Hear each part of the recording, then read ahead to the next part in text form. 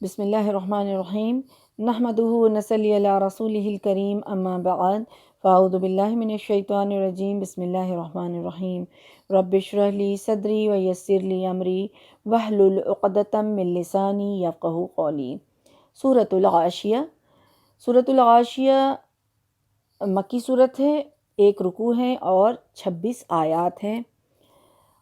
اور اس کے مضمون کو سمجھنے کے لیے ہمیں یہ بات پھر سے ریمائنڈ کرنا ہے اپنے اندر کہ جب رسول اللہ صلی اللہ علیہ وسلم کا ابتدائی زمانہ تھا تبلیغ کا، اس وقت کس چیز کی طرف لوگوں کو بلایا جا رہا تھا؟ اس وقت لوگوں کو توحید کی طرف اور آخرت پر یقین دلانے کی طرف بلایا جا رہا تھا کہ ایک اللہ کی عبادت کرو، شرک نہ کرو اور آخرت پر یقین کرو، یعنی جزا اور سزا کا دن جو ہے وہ بے شک آنے والا ہے، اس پر یقین کرو اور اپنے اعمال کو اس کے مطابق کرو۔ تو ان 2 باتوں کا اہل مکہ جو ہے کیونکہ انکار کرنے والے تھے، قبول نہیں کرتے تھے، تو اسی پس منظر میں جو ہے یہ صورت جو ہے وہ نازل ہوئی ہے کہ جو لوگ غفلت میں پڑے ہوں گے اچانک قیامت آ جائے گی اور انہیں اس کا کوئی علم نہیں ہوگا، اور پھر دونوں گروہوں کے بارے میں بتا دیا گیا کہ غفلت میں جو پڑے ہیں، قیامت آنے کے بعد ان کے اوپر سے پردہ ہٹ جائے گا، انہیں ساری بات صاف صاف نظر آنے لگے گی، اور وہ اپنے اعمال کی وجہ سے خسارے میں جو ہوں گے ان کے بارے میں، اور جو لوگ توحید پر ہوں گے، آخرت پر یقین کرتے ہوں گے، ظاہر ہے ان کا عمل بھی اسی کے مطابق ہوگا، تو پھر ان کے بارے میں کہ وہ جنت میں جائیں گے، اور ان کا جو ہے کیا کس مرحلے سے وہ گزریں گے ان کا بیان ہے۔ اور پھر اس کے بعد اللہ سبحانہ وتعالیٰ نے اپنے خاص کر کے جو ہے اپنی قدرت اور اپنی وحدانیت کا بیان فرمایا ہے، اور کائنات میں موجود نشانیاں، خاص کر کے عربوں میں جو نشانی کے طور پہ موجود تھی، ان کے ماحول کے حساب سے، ان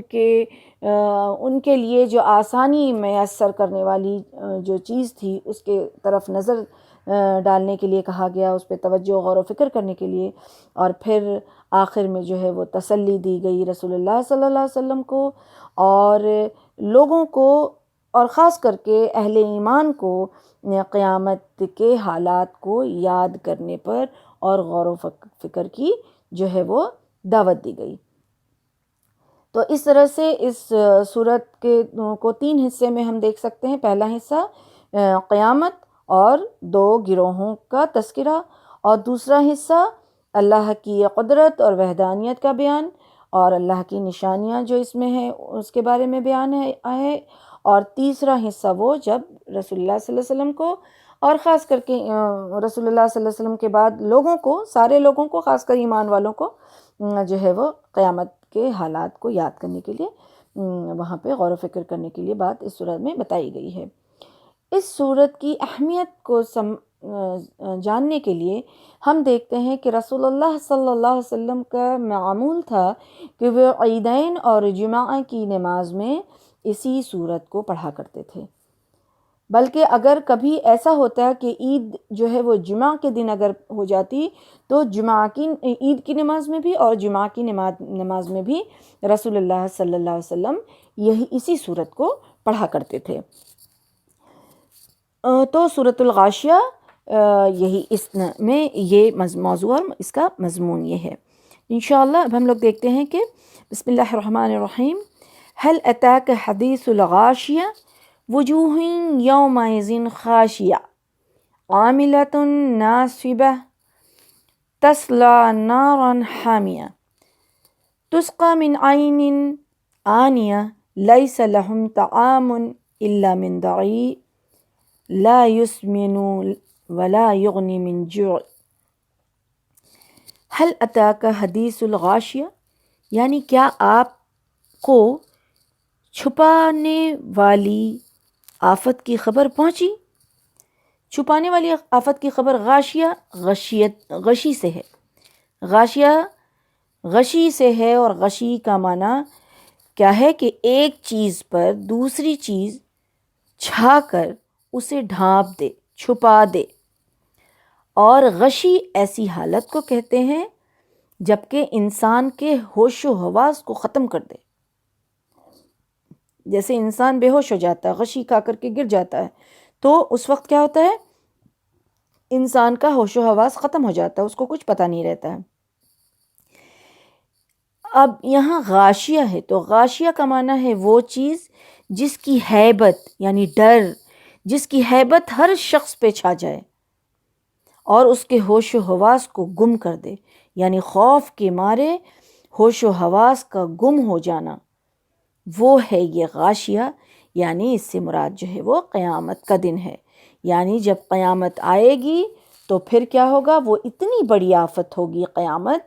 کہ خوف سے، اس آفت سے سارے جو ہے وہ آفت کا خوف جو ہے سارے جہان پر، تمام مخلوق پر وہ چھا جائے گا،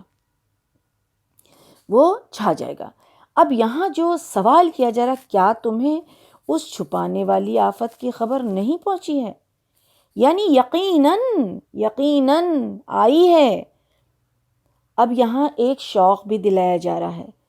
اور وہ شوق کیا دلایا جا رہا ہے کہ اس خبر کا اگر تمہیں علم نہیں ہے تو پھر تم اس خبر کا علم حاصل کرو، تم کو چاہیے کہ تم اس کے بارے میں جانو، اور وہ کیا ہے؟ وہ قیامت ہے۔ قیامت کیا ہے؟ قیامت کب آئے گی؟ قیامت آنے پر کیا ہوگا؟ اس کا علم حاصل کرو۔ اس چیز کا شوق بھی یہاں دلایا جا رہا ہے۔ اس کے بعد جو بات بتائی گئی ہے کہ اس دن کچھ چہرے خوف زدہ ہوں گے۔ اب پہلا جو ذکر آ رہا ہے، اس کے بعد دو گروہوں کا ذکر آ رہا ہے۔ یعنی وہ آفت جب آئے گی تو پھر لوگ دو گروہوں میں بٹ جائیں گے، تمام مخلوق میں سے دو گروہ میں بٹ جائے گی۔ ایک وہ جو دنیا میں اللہ کی فرمانبردار بن کر رہے گی، دوسری وہ گروہ جو نافرمان اور باغی ہوں گے۔ تو نافرمان لوگوں کا پہلے ذکر یہاں آیا ہے، چونکہ ان لوگوں کو اپنی کرتوتوں کا علم ہوگا کہ ہم نے کیا کیا ہے، کیونکہ جب قیامت آئے گی تو سب کچھ واضح ہو جائے گا، تو ان کو اپنے نامہ اعمال دیے جانے، حساب کتاب اور فیصلے سے پہلے ہی ان کے چہرے اترے ہوئے ہوں گے۔ ان کے چہرے کیسے ہوں گے؟ اترے ہوئے ہوں گے، اور ان کو اپنا انجام جو ہے وہ نظر آ رہا ہوگا۔ چہرے کا جو لفظ یہاں استعمال کیا گیا ہے کہ وجوہ یومئذ خاشعہ، یعنی کہ چہرہ جو ہے وہ انسان کا وہ نمایاں ترین یعنی نظر آنے والا جو اعضا ہے وہ چہرہ ہے، جس سے اس کی شخصیت کی پہچان ہو جاتی ہے۔ انسان جب الجھن میں ہوتا ہے تو چہرے سے ہی اس کا پتہ لگ جاتا ہے۔ انسان پریشان ہوتا ہے، چہرے پر اس کے آثار نظر آتے ہیں۔ انسان غصے میں ہوتا ہے تو چہرے پر اس کا اثر پتہ چلتا ہے۔ انسان جب خوشی میں ہوتا ہے تو اس کی کیفیت جو ہے اس کے چہرے پر ہی سب سے پہلے نظر آتی ہے۔ تو چہرے سے ہی چونکہ ساری شخصیت کا اظہار ہوتا ہے، اس لیے کچھ لوگ یہاں کہنے کی بجائے یہاں کچھ چہرے کا لفظ جو ہے وہ استعمال کیا گیا ہے۔ اسی طرح سے یہ بھی ہے کہ نظریں نیچی ہوگی ان کی شرمندگی سے اور کمزوری کے ساتھ، اپنے آپ کو وہاں بہت کمزور، اپنے آپ کو بے بس وہ سمجھیں گے، اور پھر وہ ان کا نظر جو ہے نظر بالکل نیچا ہوگا، اور ان کا چہرہ پریشان ہوگا، وہ ذلیل رسوا چہرہ بنا کر کے وہ جو ہیں وہاں کھڑے ہوں گے، ان کا چہرہ اس قدر سے ہوگا۔ اور یہ خاشیہ سے ہی نماز میں ہم کہتے ہیں نا کہ نماز میں خشوع اور خضوع، تو یہ خشیت، یہ خاشیہ ہے، یعنی کہ ہم کس کے سامنے کھڑے ہیں؟ نماز میں ہم کس کے سامنے کھڑے ہیں؟ اس قوی ذات کے سامنے کھڑے ہیں، تو ہماری نظریں نیچی ہوگی، ہم اس کے سامنے اپنے آپ کو بالکل جو ہے وہ کمزور سمجھیں گے، بندہ ہیں، غلام ہیں، یہ فیلنگ رکھ کر کے اپنے آپ کو کمزور سمجھ کے اپنی نظریں نیچی کھڑی کر کے انسان جو ہے اس قوی ذات کے سامنے کھڑا ہوتا ہے، تو وہ خاشیت ہے، وہ خشیت جو ہے وہ نماز میں جو ہم لوگ کہتے ہیں کہ نماز میں خشیت ہونی چاہیے۔ اب یہاں جو بتائی گئی ہے کہ ان کے چہرے جو ہیں جھکے ہوں گے، نگاہیں جھکی ہوں گی، رسوا ہوں گے، ذلیل ہوں گے ان کے چہرے پر وہ سارے آثار نظر آئیں گے۔ کیوں نظر آئیں گے؟ عاملۃ ناصبہ، اس لیے نظر آئیں گے کیونکہ وہ سخت محنت کرنے والے تھکے ماندے ہوں گے۔ اب یہ سخت محنت اور تھکے ماندے سے کیا مراد ہے؟ یعنی کہ اس کے بارے میں، محنت کرنے کے بارے میں آتا ہے کہ دنیا میں عمل کر کر کے تھک گئے ہوں گے، لیکن آخرت میں کام آنے والا وہ عمل ان کا نہیں تھا۔ یا تو وہ کافر بھی ہو سکتے ہیں، بدعتی بھی ہو سکتے ہیں، یا پھر ویسے لوگ بھی ہو سکتے ہیں جو دنیا کے لیے ہی صرف اپنی ساری محنت اور مشقت جو ہے ان کی صرف دنیا کے لیے ہی تھی، دنیا ہی پانے کے لیے تھی۔ کوئی بھی اس میں ہو سکتے ہیں۔ یہاں بتایا جا رہا ہے کہ محنت کرنے والے، عاملۃ عمل کرنے والے، ناصبہ تھکا دینے والا عمل، یعنی کہ ان کی ساری مشقت دنیاوی کام جو ہے اتنا زیادہ تھا کہ یہاں تک کہ وہ فرائض کو بھی بھول جانے والے ہوں گے، یا پھر نیکی کے کاموں میں آگے بڑھنے والے نہیں ہوں گے، یا پھر وہ آخرت پر ان کا کام جو ہے وہ آخرت بیسڈ نہیں ہوگا، یعنی آخرت کے بارے میں سوچ کر کے وہ کچھ بھی نہیں کرنے والے ہوں گے۔ تو کوئی بھی اس میں ہو سکتے ہیں، کسی کے بارے میں بھی کوئی بھی ذکر ہو سکتا ہے، کیونکہ تھکنے کے بارے میں ہم کیا جانتے ہیں کہ دنیا میں جو تھکاوٹ ہوگی وہ تھکاوٹ جو ہے وہ آخرت میں، اگر ہم آخرت کو نظر میں رکھ کے دنیا میں تھکتے ہیں تو پھر اس کا اجر جو ہے وہ آخرت میں ملے گا، اور آخرت میں پھر کوئی تھکاوٹ نہیں ہوگی۔ اور اس کے متعلق ہم جانتے ہیں کہ حدیث میں کیا آتا ہے کہ رسول اللہ صلی اللہ علیہ وسلم رات کو جب قیام کرتے تھے تو اتنی دیر تک ان کا قیام ہوتا تھا، سبحان اللہ، کہ ان کے پیروں میں ورم آ جاتا تھا، سوج جایا کرتا تھا ان کا پیر۔ تو عائشہ رضی اللہ عنہا ان سے دریافت بھی کرتی تھیں کہ یا رسول اللہ صلی اللہ علیہ وسلم، آپ پر تو کوئی پوچھ نہیں ہے، آپ کو تو اللہ سبحانہ وتعالیٰ نے تو آپ کے اگلے پچھلے گناہ معاف کر دیے ہیں، پھر آپ اتنی مشقت کیوں کرتے ہیں؟ تو ایک حدیث میں یہ آتا ہے کہ اس کا مفہوم یہ ہے کہ رسول اللہ صلی اللہ علیہ وسلم نے فرمایا کہ کیا میں اللہ کا نیک بندہ نہ بنوں؟ یعنی نیک بندے کی یہ صفت ہے کہ وہ اپنے آپ کو تھکائے اللہ کی راہ میں۔ یا دوسرے حدیث کے مفہوم میں یہ آتا ہے کہ کیا میں اللہ کا شکر گزار بندہ نہ بنوں؟ یعنی کہ اللہ سبحانہ وتعالیٰ کا شکر ادا کرنے والا اور نیک بندہ کیسا ہوگا؟ جو اللہ کی خاطر اللہ کی راہ میں اپنے آپ کو تھکانے والا ہوگا۔ لیکن یہاں جہنمیوں کے بارے میں ذکر ہے، یعنی وہ تھکے گا تو تھکے گا، لیکن اس کا تھکنا اس قابل نہ ہوگا کہ اللہ اس سے راضی ہوگا، اور وہ جو ہے عمل ایسا نہ ہوگا کہ جس کے بنا پر اسے جہنم سے نجات ملے۔ یا تو اس کا تھکاوٹ گناہ کے لیے بھی ہو سکتا ہے، یعنی وہ تھک گیا عمل کرتے کرتے، گناہ والے عمل، اللہم لا تجعلنا منہم۔ تو یہ عمل، ہر عمل پہ اپنے آپ پر اپنے عمل کو دیکھنا ہے کہ یہ عمل اللہ کو راضی کرنے والے ہیں، یہ محنت اور یہ کوشش ہماری اللہ کو راضی کرنے والی ہے یا اللہ کو ناراض کرنے والی ہے۔ اس سے ہم نیک بندوں میں شامل ہوتے ہیں، اس سے ہم یا پھر ویسے بندے میں شامل ہوتے ہیں جو اللہ کو پسند نہیں ہے۔ اس عمل سے ہم اللہ کے شکر گزار بندے میں شامل ہو رہے ہیں، یا پھر ہم اللہ کے ناشکرے بندے میں شامل ہو رہے ہیں۔ تو اپنے عمل کا جائزہ لیتے رہنا چاہیے۔ بہرحال تو یہاں جو بات بتائی گئی کہ اعمال ان کے قبول نہیں ہوں گے، جس کی وجہ سے جو انہوں نے اپنی پوری زندگی میں کیا، یعنی کہ اللہ کے تابع نہیں تھے وہ، جس کی وجہ سے ان کو یہ ان کے چہرے آج جو ہیں رسوا اور ذلیل ہوں گے۔ تسلا نارن حامیہ، یعنی کہ ان کو اب جو ہے انہیں کہاں ڈالا جائے گا؟ دہکتی ہوئی آگ میں انہیں داخل کر دیا جائے گا۔ پھر کیا فرما رہے ہیں کہ انہیں کھولتے ہوئے پانی کے چشمے سے پینے کو پانی دیا جائے گا۔ پھر فرماتے ہیں کہ خاردار سوکھی گھاس کے علاوہ ان کے لیے کوئی کھانا نہ ہوگا جو نہ موٹا کرے گا اور نہ بھوک دور کرے گا۔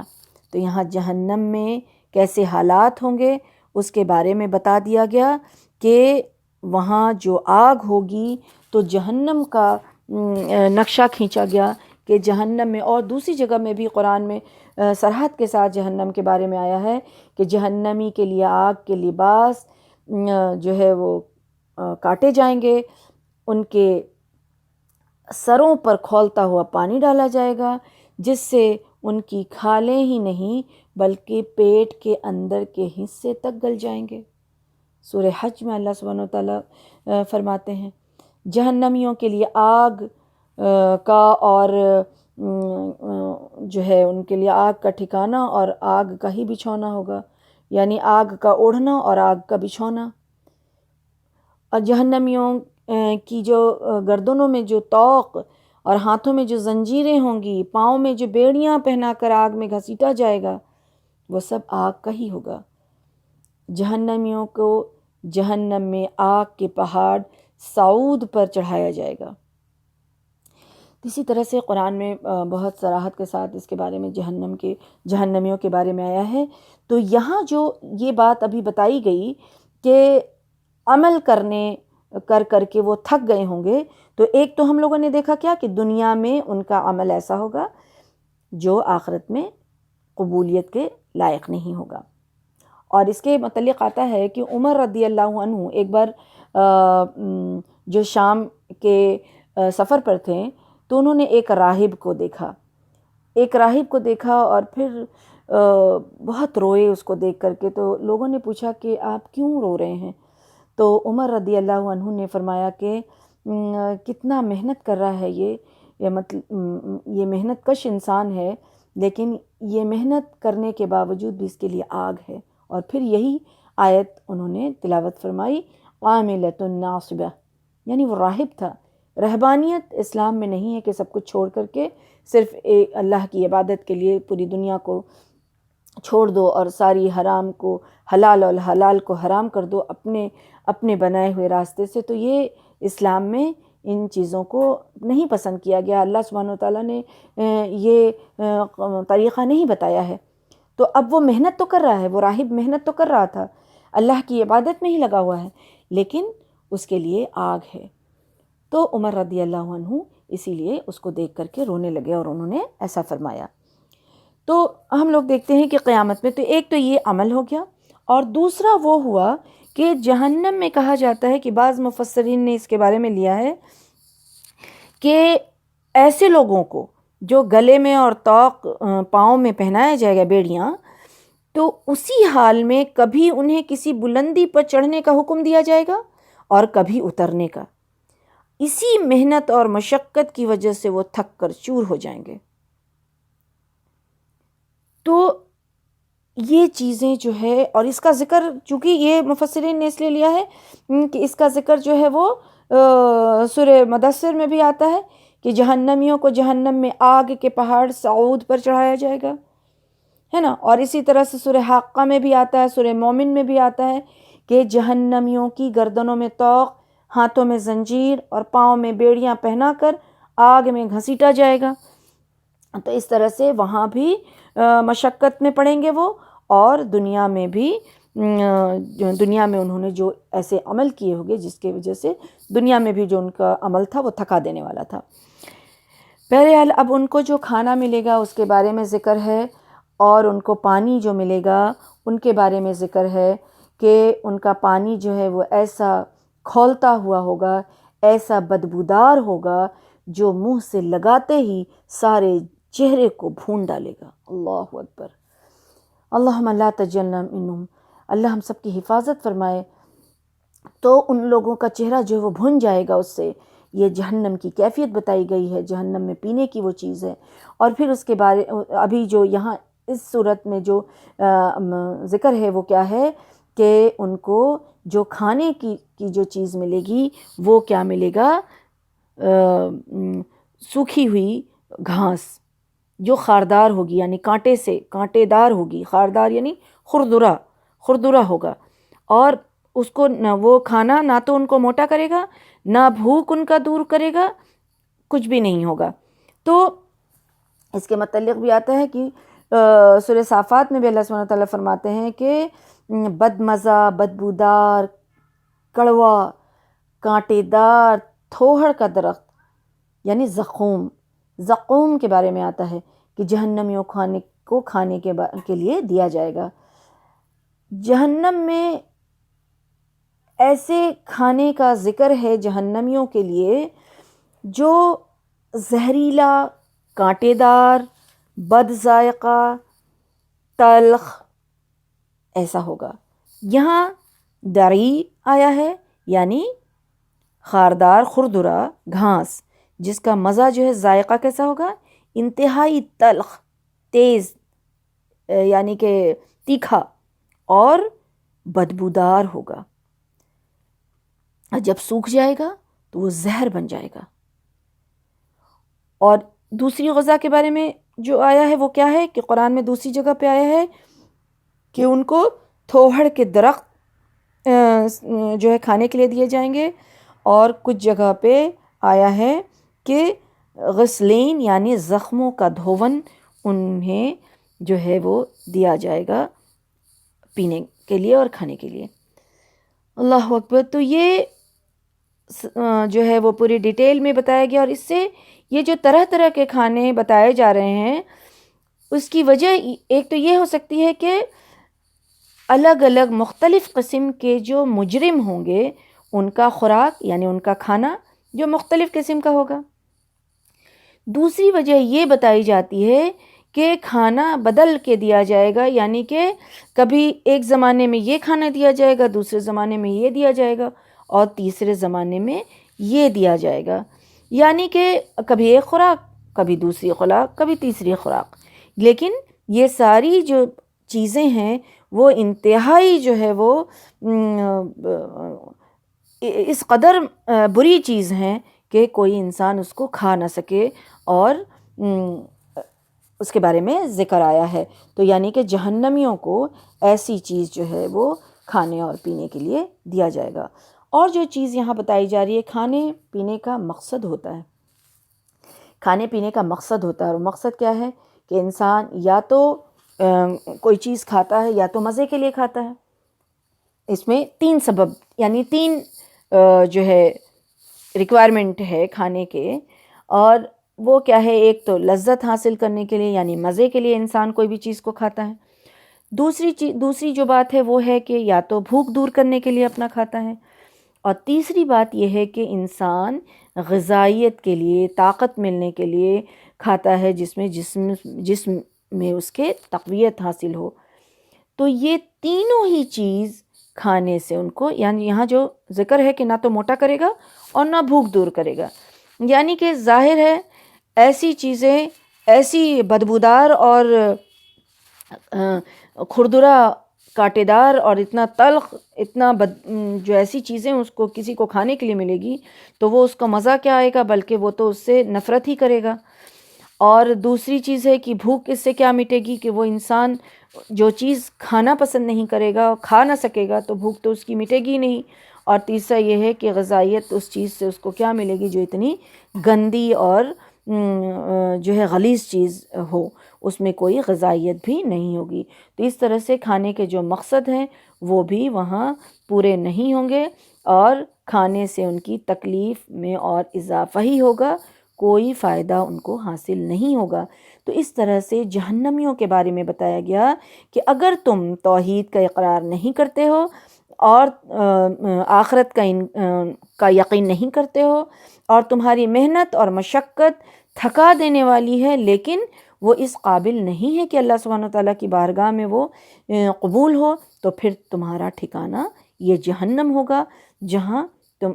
جو اس طرح کے حالات ہوں گے۔ اب یہاں سے دوسرے گروہ کا ذکر آ رہا ہے۔ وہ گروہ کون سا ہے؟ وہ جنتیوں کا ذکر آ رہا ہے۔ وجوہ یومئذ ناعمہ، اور کچھ چہرے اس دن حشاش بشاش ہوں گے، لسعیہا راضیہ، اپنی کاریگری پر خوش ہوں گے، فی جنت عالیہ، اونچی جنت میں ہوں گے جہاں وہ کوئی لغو بات نہ سنیں گے، اس میں ایک چشمہ جاری ہوگا، اس میں اونچے رکھے ہوئے تخت ہوں گے اور ساغر قرینے سے رکھے ہوئے ہوں گے، گاؤ تکیے قطار میں لگے ہوں گے اور مخملی فرش بچھے ہوئے ہوں گے۔ اللہ اکبر۔ اب سبحان اللہ یہاں جنت کے بارے میں ذکر آ رہا ہے، یعنی یہ دوسرے جو گروہ ہیں یہ دنیا میں ان کی جو سعی، یعنی ان کی جو کوشش، ان کے جو عمل جو وہ کر کے آئے، وہ ان کے بہترین ان کے نتائج جو ہیں ان کے آخرت میں دیکھیں گے اور وہ خوش ہوں گے، خوش ہو جائیں گے،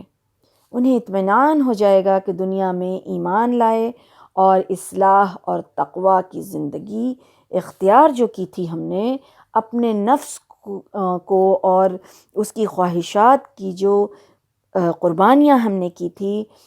ہم نے جو فرائض کو ادا کرنے میں جو تکلیف اٹھائی تھی، ہم نے جو احکام الہی کی اطاعت میں جو اتنی مشقتیں برداشت کی اور اپنے آپ کو، اپنے دل کو بہت ہی مار کے رکھا کہ اللہ کی رضا نہیں ہے، اور ایسے ایسے کام جو اللہ کے حکم کے آگے ہم نے اپنے حکم کو، اپنے نفس کے حکم کو نہ چلنے دیا، مصیبتوں سے بچنے کی کوشش میں جو نقصانات اٹھانے تھے دنیا میں، یعنی دنیا میں لوگوں کی باتیں سنی، دنیا میں بہت ساری اپنی خواہشات کو مارا، اس تکلیف کو برداشت کیا، اور جن فائدوں اور لذتوں سے اپنے آپ کو محروم کر لیا تھا، آج وہ کتنا ہی اچھا اجر اس کے لیے سامنے دیکھ رہا ہے وہ انسان۔ تو یہ سب کچھ بڑے نفع کا سودا تھا، یعنی بہت ہی فائدہ والا ہمارا یہ سودا رہا، اور وہ انسان یہ دیکھے گا اور یہ سوچے گا، اور جب وہ اپنی حالات اس کو پتہ چل جائے گی کہ اللہ کے حکم پر جب ہم چلے، اللہ کی فرمانبرداری کیا، ایمان لایا اور توحید پر بنے رہے اور آخرت پر یقین کیا، اور یقین کرنے کے بعد ہمارے اعمال جو تھے وہ اللہ کے حکم کے تابع تھا، تو آج جو بھی تکلیفیں دنیا میں برداشت کی تھی اس راستے پر چلنے کے لیے اور اس پہ استقامت رحمت اختیار کرنے کے لیے، حاصل کرنے کے لیے، تو پھر آج اس کے اجر کو دیکھ کر چہرہ کھل جائے گا، اور چہرہ جو ہے وہ روشن ہو جائے گا، اور اس کے چہرے پر رونق آ جائے گی، اور وہ اپنی کوشش سے خوش ہو جائے گا کہ ہم نے جو کوشش کیا تھا الحمدللہ بإذن اللہ آج وہ کام آ گئی، اور آج ہمارا جو ہے یہ سودا جو ہے بہت ہی نفع والا ہو گیا۔ اور پھر جنت کا ذکر آ رہا ہے کہ وہ جنت کیسا ہوتا ہے۔ جنت وہ مقام ہے جو، جنت کا مطلب ہی ہوتا ہے باغ جنت کا مطلب ہوتا ہے، یعنی کہ نہ تو اس جنت میں کوئی شور گل ہوگا، نہ تو کوئی جھوٹ ہوگا، نہ چغلی ہوگی، نہ گالی گلوج ہوگا، نہ کسی طرح کی بیہودہ باتیں ہوں گی، سب کے دل ایک دوسرے سے صاف ہوں گے، چہرہ رونق ہوگا، اور بہاریں ہوں گی، اور جو چاہے گا وہاں اس کو ملے گا، اور ایک دوسرے سے محبت کرنے والے لوگ ہوں گے، سلامتی کی وہاں دعائیں ملتی رہیں گی، اور جنت کی ایسی ایسی نعمتوں کے بارے میں ذکر ہے قرآن اور احادیث میں کہ سبحان اللہ، اس کو بھی ہم لوگ اس پر بھی یقین کرنا ہے، اور اس کو بھی ہم لوگ اگر اس کا علم حاصل کر لیں اور جان لیں تو سبحان اللہ ہم جو ہیں اپنے آپ کو اس ویسے عمل کی طرف اپنے آپ کو ضرور جو ہے کوشش کریں گے ویسے عمل کرنے کی، کیونکہ وہ نعمت ہی ایسی ہے۔ جبکہ حدیث میں کیا آتا ہے، اس کا مفہوم ہے کہ رسول اللہ صلی اللہ علیہ وسلم نے فرمایا کہ جنت تو ایسی جگہ ہے جو کسی کان نے اس کو نہ کبھی سنا ہے اور نہ کسی آنکھ نے اس کو کبھی دیکھا ہوگا، بلکہ یہاں تک کہ کسی کے دل میں اس کا گمان تک نہ گزرا ہو، کسی کے دل میں اس کا گمان تک نہ گزرا ہوگا، وہ جنت ویسی جگہ ہے، یعنی کہ جنت کا گمان بھی ہم نہیں کر سکتے ہیں، جنت ویسی جگہ ہے۔ لیکن قرآن اور حدیث میں اللہ سبحانہ وتعالیٰ نے جو ہم لوگوں کو بتایا ہے اس میں وہ ہم لوگوں کے لیے اس پر ایمان رکھنا ہے اور اس نعمتوں کو دیکھنا ہے کہ کون کون سی نعمتیں ملنے والی ہے۔ اور یہ چیز یہ ہے کہ یہ نعمتیں جو ہے وہ نام اور شکل میں تو ایک جیسی ہوں گی، لیکن وہ بالکل مختلف ہوں گی، وہ بالکل مختلف ہوں گی۔ جنت کا جو ہے وہ بالکل ہی الگ ہوگا وہ سب کچھ جو ہے۔ دنیا میں انسان محنت مشقت دنیا میں کس چیز کے پانے کے لیے کرتا ہے؟ عیش و عشرت پانے کے لیے کرتا ہے۔ ہر انسان اپنے صلاحیت کے مطابق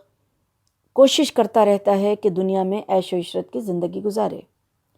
لیکن اصل عیش و عشرت جو ہے وہ جنت میں ہے، کیونکہ دنیا میں کتنی بھی چیز مل جائے ایک تو آخرت کے مقابلے میں بہت بہت بہت ہی کم ہے، اور وہ یہ دنیا کی چیزیں جو ہے وہ ختم ہونے والی ہے، دنیا کی نعمتیں جو ہے، دنیا کی بہاریں جو ہے، اور دنیا کی جو لذتیں ہیں، دنیا کا جو عیش و آرام ہے وہ سب کچھ ختم ہونے والا ہے، اور آخرت کا جو وہ لذت ہے، عیش و عشرت ہے، وہ ختم ہونے والا نہیں ہے۔ جن چیزوں کے لیے دنیا میں مشقت کر رہا ہے وہ عیش و آرام جنت میں ہے، وہ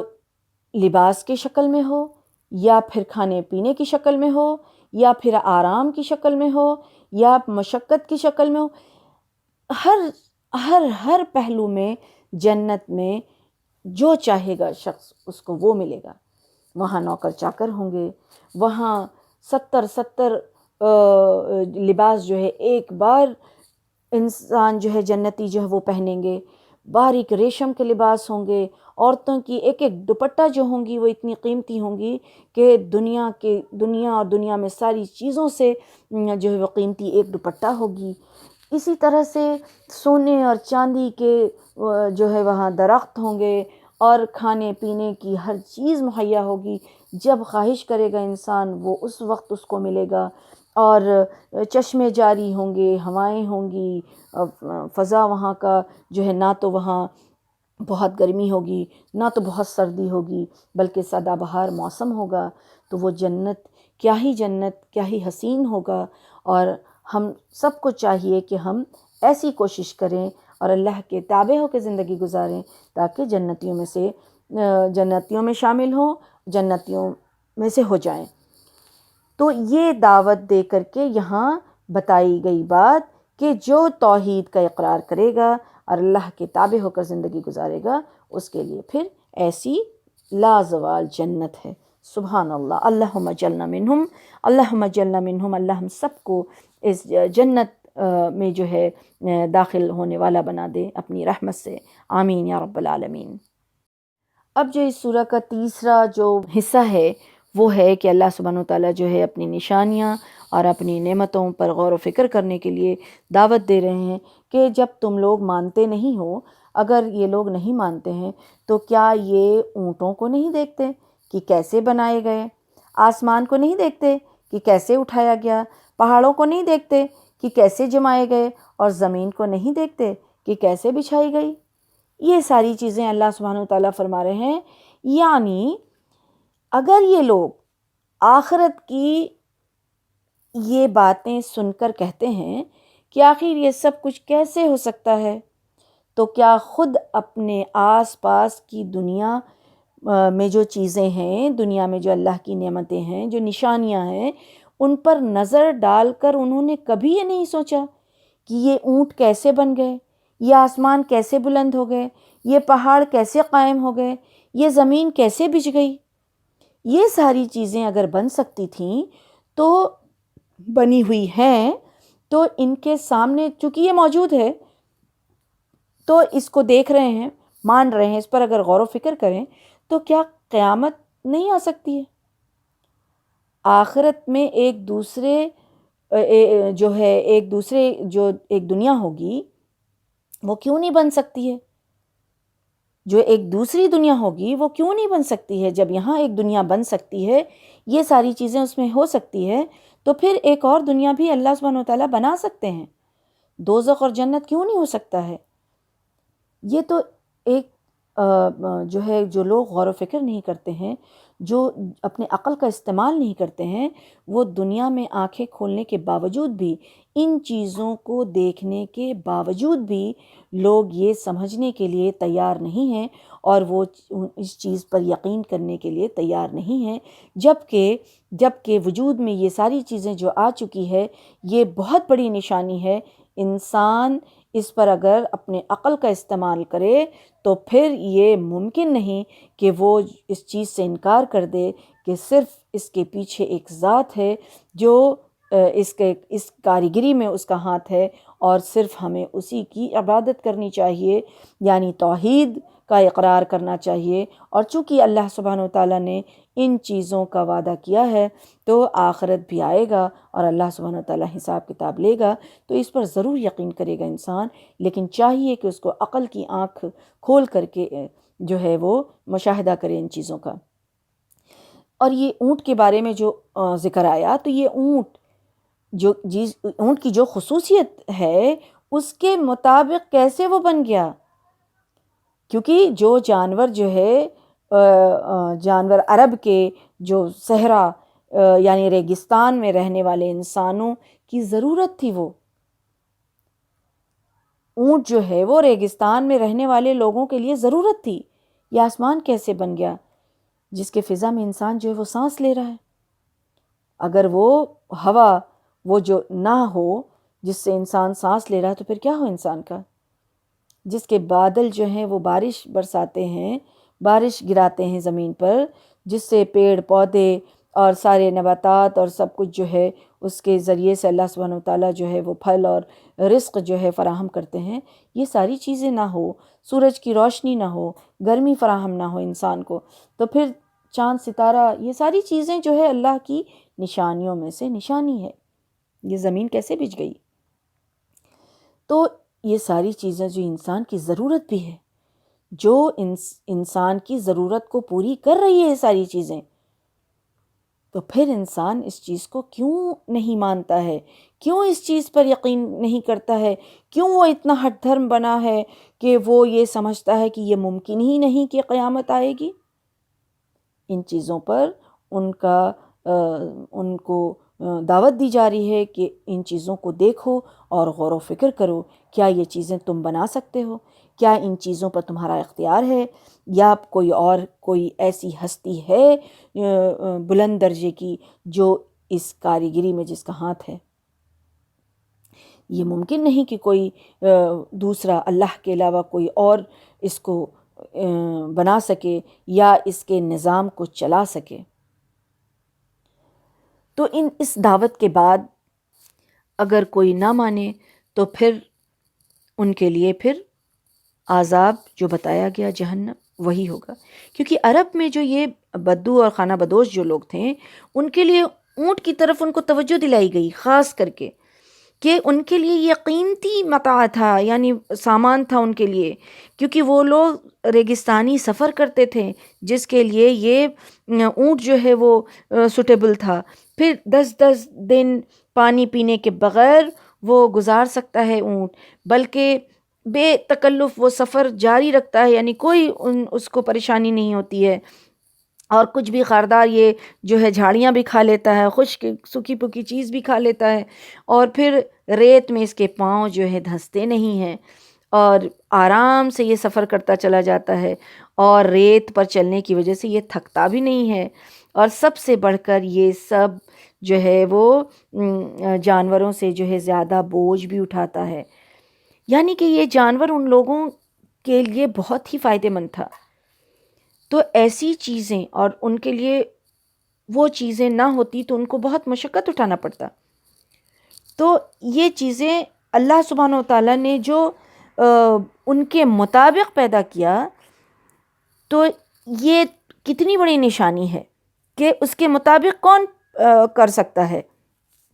تو اس کے پیدائش پر غور و فکر کی طرف اسی لیے توجہ دلائی گئی۔ اب توجہ دلانے کے بعد پھر اللہ سبحانہ وتعالیٰ فرما رہے ہیں کہ فذکر انما انت مذکر لست علیہم بمسيطر إلا من تولى وكفر فيعذبه الله العذاب الأكبر إن إلينا إيابهم ثم إن علينا حسابهم۔ کہ اچھا تو اے رسول صلی اللہ علیہ وسلم، اے نبی صلی اللہ علیہ وسلم، نصیحت آپ کرتے جائیے، بس نصیحت ہی کرنے والے ہیں آپ تو، کچھ ان پر جو ہے آپ پر کوئی زبردستی نہیں ہے۔ ہاں، جو شخص جو منہ موڑے گا اور انکار کرے گا تو اللہ تعالیٰ اس کو بھاری سزا دے گا، اور ان لوگوں کا پلٹنا ہماری طرف ہے، یعنی سارے لوگ تو لوٹ کر میری ہی طرف آئیں گے، پھر ان کا حساب لینا بھی ہماری ذمہ داری ہے۔ تو یہاں دو باتیں جو ہے وہ واضح کر دی گئی، رسول اللہ صلی اللہ علیہ وسلم کو بھی اور ایمان والوں کو بھی۔ وہ کیا باتیں واضح کی گئی کہ آپ رسول اللہ صلی اللہ علیہ وسلم، آپ تو نہ تو محاسبہ لینے والے ہیں، اور نہ تو آپ کسی کو زبردستی جو ہے وہ میری طرف اس کو لانے والے ہیں، یعنی اللہ کی طرف، یعنی توحید کی طرف لانے والے ہیں۔ آپ کا کام صرف نصیحت کرنا ہے، میرے پیغام کو پہنچا دینا ہے۔ ہاں، لیکن جو منہ موڑے گا، جو نہیں مانے گا، جو کفر کرے گا، جو انکار کرے گا، تو پھر سب لوگ کو تو لوٹ کر کے میرے پاس ہی آنا ہے۔ تو ہم سزا دینے والے ہم ہیں، حساب لینے والے ہم ہیں۔ اللہ سبحانہ و تعالیٰ فرما رہے ہیں کہ حساب لینا میری ذمہ داری ہے، میری ذمہ داری ہے۔ آپ کا کام صرف یہ ہے کہ آپ نصیحت کریے، لوگوں کو جو ہے نیکی کی طرف بلائیے اور برائی سے انہیں روکیے، انہیں آگاہ کر دیجیے، اور یہی ذمہ داری آج میری اور آپ کی ہے۔ میری اور آپ کی آج یہی ذمہ داری ہے، ہمیں لوگوں کو اللہ کی طرف بلانا ہے، نیکی کی طرف بلانا ہے، نیکی کا حکم دینا ہے۔ کیونکہ رسول اللہ صلی اللہ علیہ وسلم کے بعد اب کوئی نبی آنے والے نہیں ہیں۔ یہ ذمہ داری امت محمدیہ کو دی گئی ہے، تو اپنے آپ کو پہچاننا ہے کہ ہمیں نبیوں والا کام دیا گیا ہے۔ سبحان اللہ، سبحان اللہ، ہمیں نبیوں والا کام دیا گیا ہے۔ جو یہ کام کرے گا اس کو کتنا بڑا اجر ملے گا اللہ سبحانہ وتعالیٰ کے ہاں انشاءاللہ۔ تو اتنا بڑا کام ہے، لیکن ہم اور آپ اپنی ذمہ داری کو سمجھیں، ہم اور آپ اپنے آپ کو پہچانیں کہ اللہ سبحانہ وتعالیٰ نے ہمیں کتنی بڑی ذمہ داری اور کتنی فضیلت والی ذمہ داری اللہ سبحانہ وتعالیٰ نے ہمیں دی ہے، جو کسی اور قوم کو نہیں ملی تھی۔ میری اور آپ کی یہ نبیوں والی ذمہ داری جو ہے، لوگوں کو نیکی کی طرف بلانا اور برائی سے روکنا، لیکن اس میں پھر صبر سے کام لینا ہے، اور کیونکہ ہمارا کام صرف اتنا بتایا گیا ہے کہ نصیحت کرنا ہے، لوگوں کو بلانا ہے، اور زبردستی نہیں کرنا ہے، اور اس کا حساب لینا ہمارا کام نہیں ہے، بلکہ حساب لینے والا اللہ سبحانہ تعالیٰ کی ذات ہے، وہ حساب لینے والا ہے۔ تو ہمیں اور آپ کو چاہیے کہ ہم سب جنت اور جہنم کا علم حاصل کریں،